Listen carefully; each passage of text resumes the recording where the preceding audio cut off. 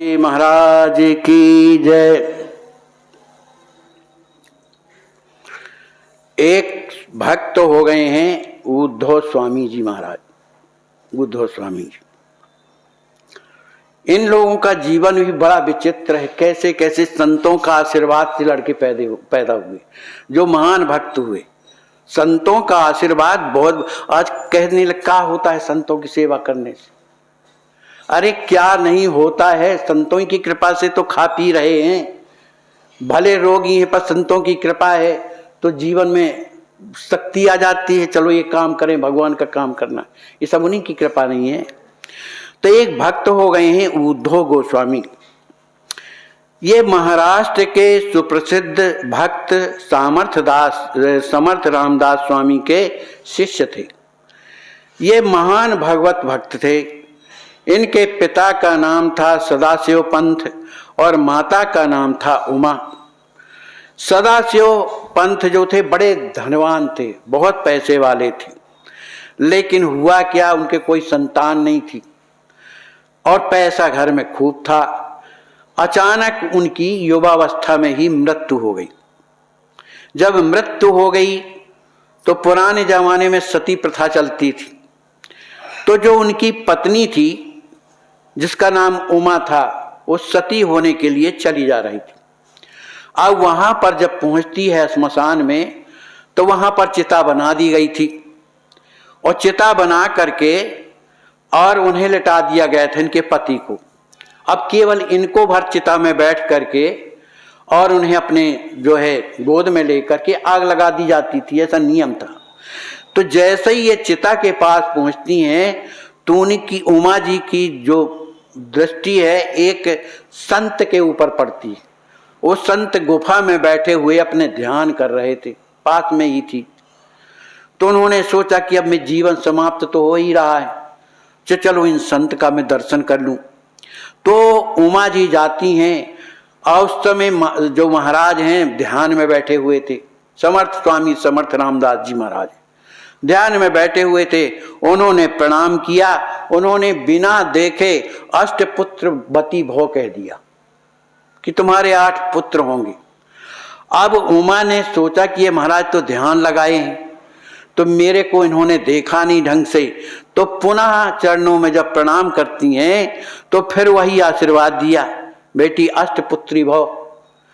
अब इसके बाद फिर से प्रणाम करती है, उनके चरणों में प्रणाम करती है, महाराज ये आप जो है 8 पुत्रों का जो आशीर्वाद दे रहे हैं, अब मैं तो सती होने जा रही हूं, ये अब आपका वरदान कैसे सत्य होगा।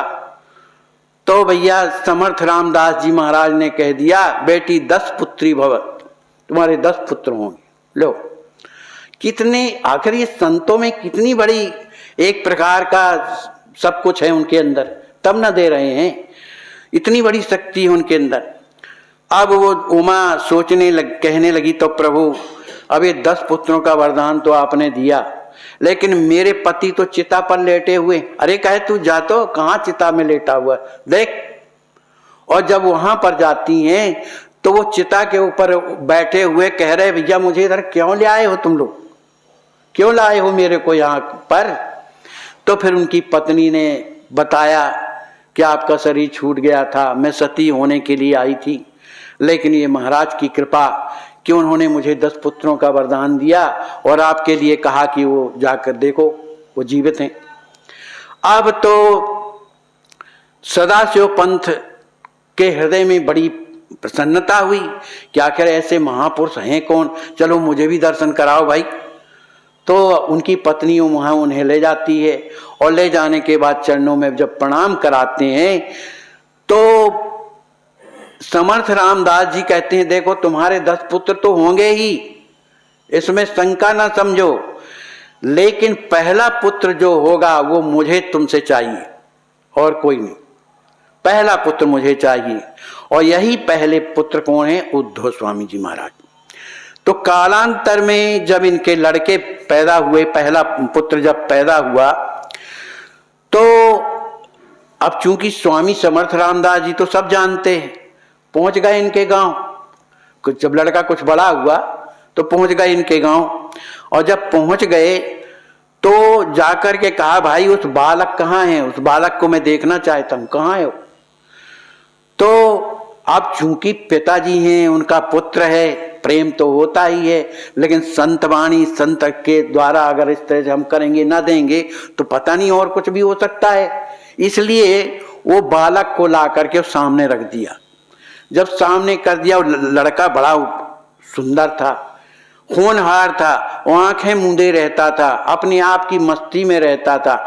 इसे देख करके स्वामी समर्थ रामदास जी महाराज बड़े प्रसन्न हो गए। और उस समय उसकी उम्र थी 6 वर्ष की।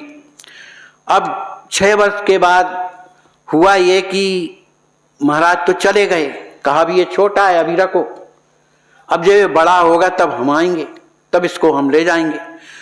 जब वो बालक जो है उद्धव गोस्वामी जब 6 वर्ष के हुए तब उनका यज्ञोपवीत संस्कार करना था। लेकिन उस लड़के ने साफ कह दिया कि जब तक हमारे गुरुजी हमारे सामने नहीं रहेंगे और वो आज्ञा नहीं देंगे कि हाँ संस्कार होना चाहिए, तब तक हम यज्ञोपवीत संस्कार नहीं कराएंगे। लेकिन पिताजी मान नहीं रहे थे, वो तो तैयारी में लगे थे, किसका जो है व्रतबंध हो जाए और कुछ दिनों के बाद विवाह हो जाए तो ये घर ही में रहे, बाबा जी के पास क्यों जाए भाई। लेकिन संतों का संकल्प एक अलग संकल्प होता है। अब जब तैयारी करने लगे उपनयन की, और जिस दिन का मुहूर्त था व्रतबंध का, ठीक उसी समय पर समर्थ रामदास जी महाराज वहीं प्रकट हुए। जब वहीं पर प्रकट होते हैं तो उद्धव स्वामी जी उनके चरणों में प्रणाम करते हैं, प्रभु बड़ी कृपा किया जो आप पधार गए। अब उन्होंने विधिवत जो है बढ़िया यज्ञोपवीत संस्कार कराया। और यज्ञोपवीत संस्कार कराने के बाद फिर सदा से वो जो उनके पिताजी थे उनसे कहा, भाई ये तो बालक मेरा है, मैं लेकर के जाऊंगा। अब तो उनके आंखों में आंसू आने लगे। माँ तो कुछ नहीं कह सकती थी, उमाबाई। गांव के लोग आए थे जो यज्ञोपवीत कराने के लिए, कहा महाराज आप तो ठहरे साधु, क्या जानो लड़कों की ममता माता पिता की कैसी होती है, इसलिए महाराज उसको अभी छोटा है, 6 साल का है, इसको कहाँ लिए घूमोगे। कहा सुनो तुम लोग ये इस तरह की बात मत करो, ये लड़का मेरा है, मैंने दिया है तो मैं ले जा रहा हूं, इसके भाग ये तो मर नहीं गया था तो दिया तो मैंने, ये मेरा है तो मैं ले जाऊंगा। आखिर गांव वाले पैर पकड़ने लगे, हाथ जोड़ने लगे, लेकिन बाबा जी काहे को माने, उसका हाथ पकड़ा और लड़का भी जाने के लिए तैयार, तो लेकर के चले गए। लेकिन कुछ लोगों ने कहा कि बताओ पहला लड़का है महाराज, माँ बाप को कितना कष्ट होगा, इसलिए ऐसी कुछ कृपा करो कि कम से कम माँ बाप उसको देखते सुनते तो रहें। तो महाराज ने एक तकली गांव है बगलई में था, वहां एक बढ़िया हनुमान जी का मंदिर बनवा दिया। और मंदिर बनवा करके उस लड़के को हनुमान जी की कैसी सेवा करना है ये सब सिखा करके और वहीं पर उन्हें बैठा दिया कि तुम यहीं रहो और जो मैंने विधि बताई है उस तरह से तुम सेवा करो हनुमान जी की है। और कुछ अनुष्ठान बता दिया कि इस तरह से रोजाना किया करो। ऐसा बतला करके वहां से जब जाने लगे तो उद्धव स्वामी जी चरणों में रोने लगे कि गुरुदेव अब आप कब पधारेंगे। कहा बेटा मैं जल्दी आऊंगा, तुम सेवा करो बस। अब वो बालक जो है अपने गुरु जी की बात को मान करके 4 बजे सवेरे उठ जाता, उधर कोई नहीं है उसके साथ में, केवल वही बार है वो हनुमान जी।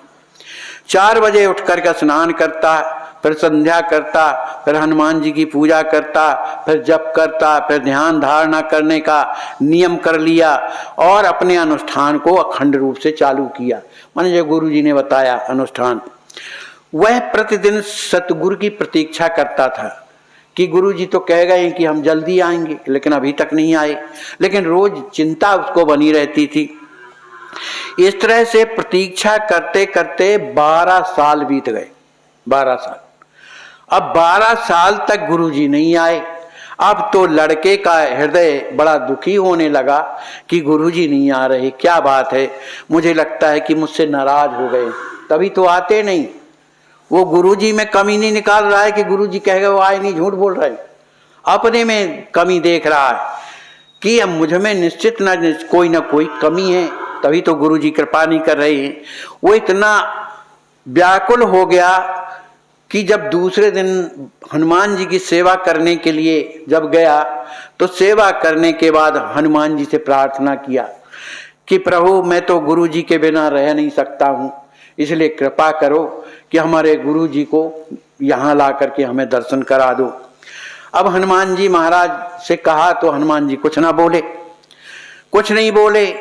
तो दूसरे दिन उसी लड़का ने अपना नित्य क्रिया करने के बाद हनुमान जी के सामने बैठ गया और कहने लगा कि हमारे गुरु जी को ला के आप दर्शन करा दो और नहीं मैं यहाँ ही प्राण दे दूंगा। अब तो हनुमान जी घबरा गए कि ये तो जिद पर हो गया। तो हनुमान जी साक्षात प्रकट हो गए उसके ऊपर बहमन सामने।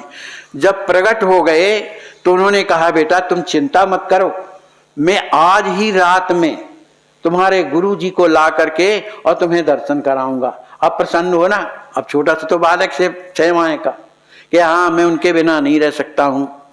उस समय महाराज जो थे, एक गांव था जिसका नाम था सज्जनगढ़।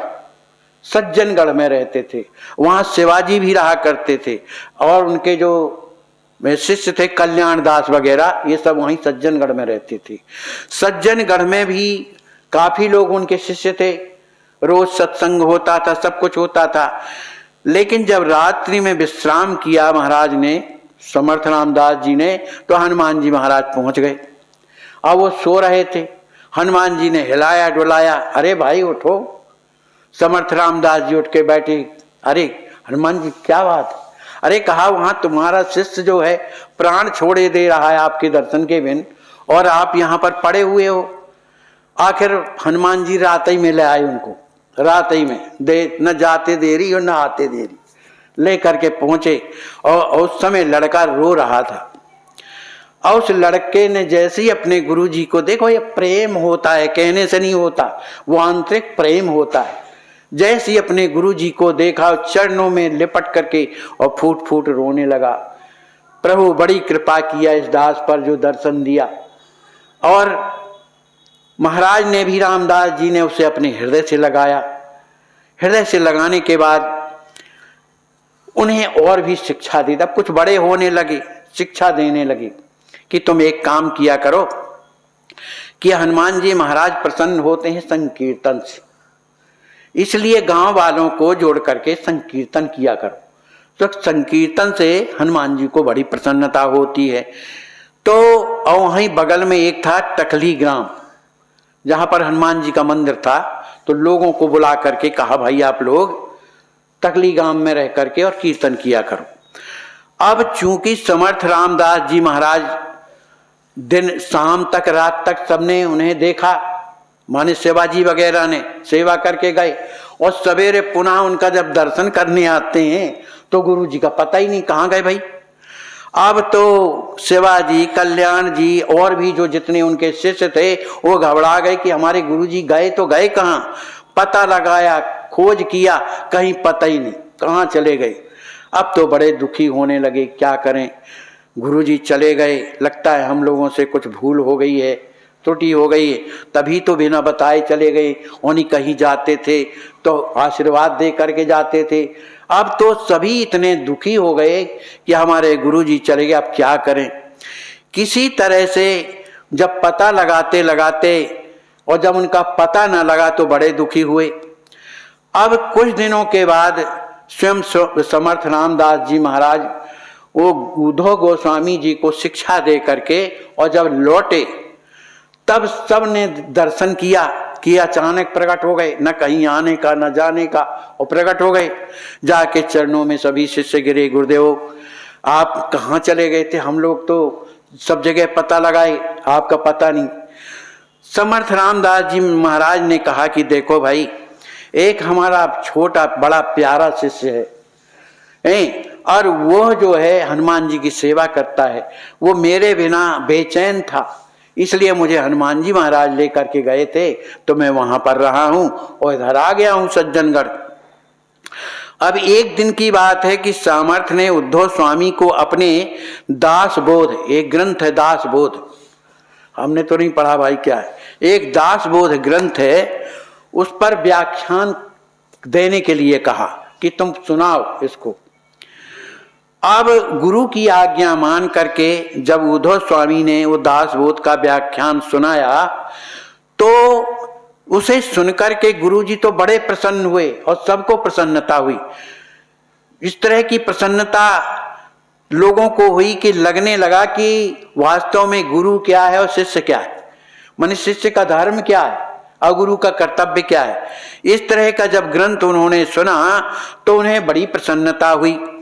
इसके बाद सज्जनगढ़ से टकली ग्राम का वापस जाने की आज्ञा होने पर वहां से जब उद्धव स्वामी चले, अब हुआ ये कि उद्धव स्वामी वहां रहते थे और जब यहाँ पर शिवाजी से बताया कि जो उद्धव स्वामी मेरा प्यारा शिष्य है अब वो बहुत सुंदर कथा सुनाता है, तो उनकी इच्छा हुई कि भाई यहीं बुलाया जाए। तो गुरु जी की आज्ञा लेकर के और वे आते हैं और आ करके और वहाँ गुरुदेव को प्रणाम करते हैं सज्जनगढ़ में। और प्रणाम करने के बाद उन्होंने प्रार्थना किया। रोजाना कथा सुनाते थे, अब जाने का समय हो गया उनके, क्योंकि हनुमान जी की सेवा है।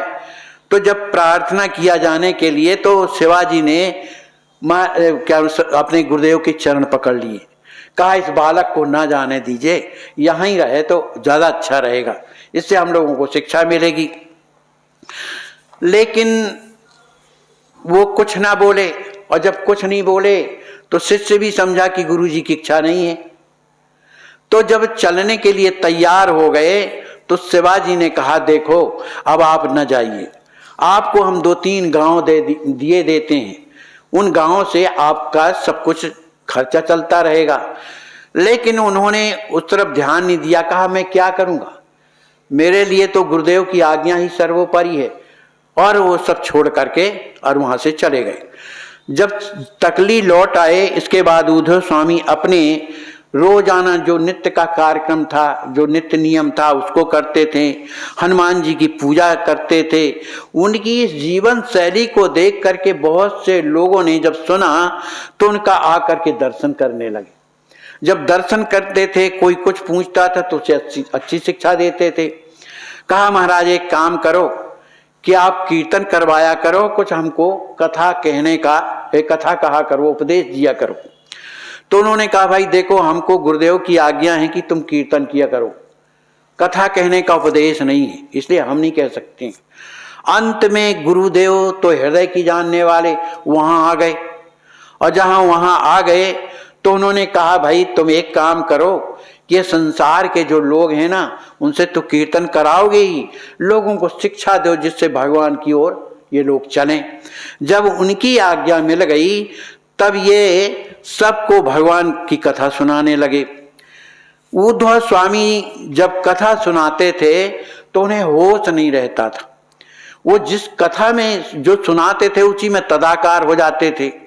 तो उस तरह की कथा जो सुनाते हैं उसी में उनका चित्त रमण हुआ।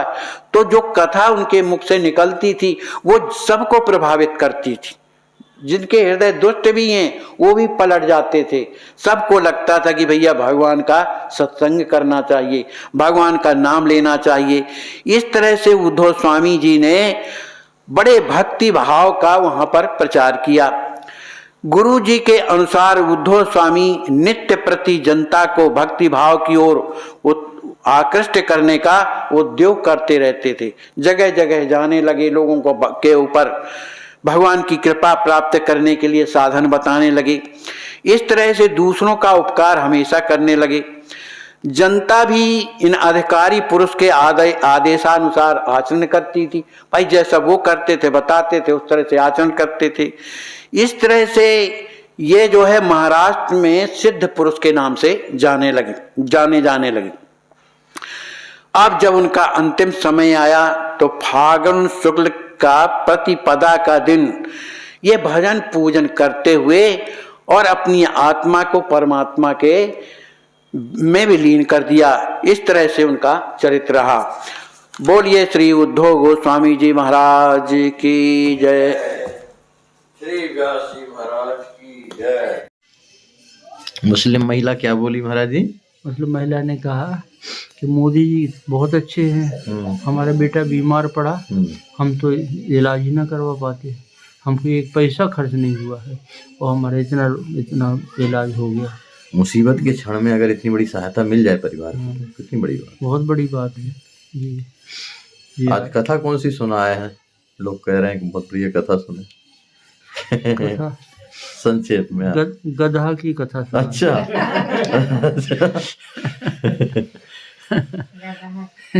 और तो कथा सुने थे पर गधा की पहली बार सुन रहे हैं। लेकिन इतनी सटीक कथा है क्योंकि हम लोग उस परमात्मा की दृष्टि में अगर सही अपनी दृष्टि से देखें तो वो हम लोग गधे ही हैं। सही बात। एक गधा कहीं चल रहा था, तब तक शेर ने देखा, शेर आया तो गधा ने दौड़ लगाई, गधा दौड़ा और शेर दौड़ा। दौड़ते दौड़ते एक दलदल में फंस गए, दोनों ही फंस गए, ना वो शेर निकल पा रहा और ना गधा निकल पा रहा। तो गधे ने उस शेर से पूछा कि तेरा मालिक कौन है? मेरा मालिक कौन होता है? मैं सारे जंगल का मालिक तो मैं हूँ, सबका मालिक मैं हूँ। बोले तो पड़ा रहे, अब कोई निकलने वाला नहीं है तू। क्यों? बोले मेरा मालिक आएगा मुझे निकाल ले जाएगा, तेरा कोई मालिक ही नहीं है। थोड़ी देर में खोजता खाता आ गया गधा का मालिक, निकाला उसने, निकाल लिया। शेर को थोड़ी निकालेगा, निकाल के ले गया। ऐसे ही हम लोग इस दलदल में, संसार के कीचड़ में फंसे हुए कभी निकल नहीं सकते हैं।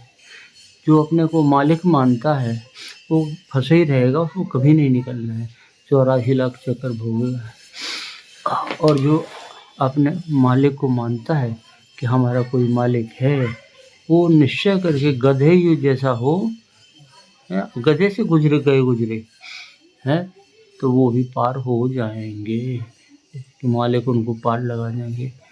अपनी शक्ति से दलदल से कोई निकल नहीं सकता है, लेकिन परमात्मा की शक्ति अपरिमित है और वो निकाल ले जाते हैं। श्री सद्गुरुदेव भगवान की जय।